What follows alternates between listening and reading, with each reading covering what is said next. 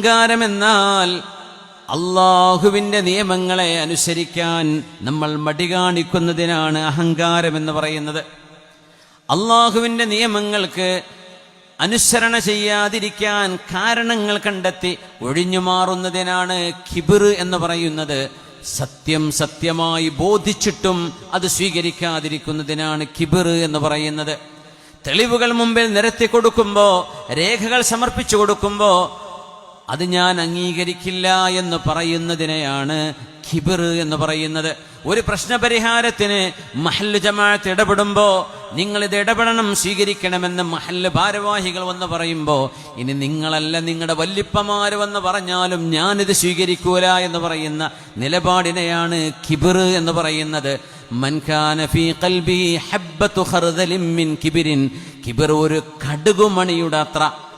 കടുകുമണി പെണ്ണുങ്ങൾ ആലോചിച്ച് നോക്കൂ. നിങ്ങൾ വറവെടുക്കുമ്പോൾ കടുകുമണി എത്രയാ കോരി നമുക്ക് പോലെ എണ്ണ അറിയില്ല. അതിലൊന്ന്.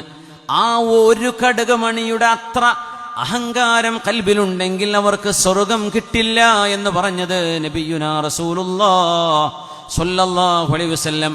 മഹാനായ ഉമർ ഇബ്നുൽ ഖത്താബ് തങ്ങളുടെ പ്രിയപ്പെട്ട മോൻ അബ്ദുല്ലാഹി ഇബ്നു ഉമർ എന്നവര് ഒരു ഹദീസ് കേട്ട് പൊട്ടി കരഞ്ഞിട്ടുണ്ട്. മഹാനായ അബ്ദുല്ലാഹി ഇബ്നു അംർ ഇബ്നുൽ ആസ് റളിയല്ലാഹു അൻഹു ഒരു ഹദീസ് ഓതി കൊടുത്തപ്പോൾ ആളുകൾ ചോദിച്ചു, മാ യുബികീക യാ അബ്ദുല്ലാഹ്, അബ്ദുല്ലാഹി ഇബ്നു ഉമറേ നിങ്ങൾ എന്തിനാണ് ഇത്രമേൽ പൊട്ടിക്കരയുന്നത്? ഒരു ഹദീസല്ലേ പറഞ്ഞിട്ടുള്ളൂ. അപ്പൊ പറഞ്ഞു, നിങ്ങൾക്കറിയുമോ ഏതാണ് ഹദീസ് എന്നറിയുമോ? എന്നോട് അബ്ദുല്ലാഹി ഇബ്നു അംർ ഇബ്നുൽ ആസ് റളിയല്ലാഹു അൻഹുമാ പറഞ്ഞ ഹദീസ്, ലാ യദ്ഖുലുൽ ജന്നത മൻ കാന ഫീ ഖൽബിഹി മിസ്ഖാലു ദർറത്തിൻ മിൻ കിബ്രിൻ.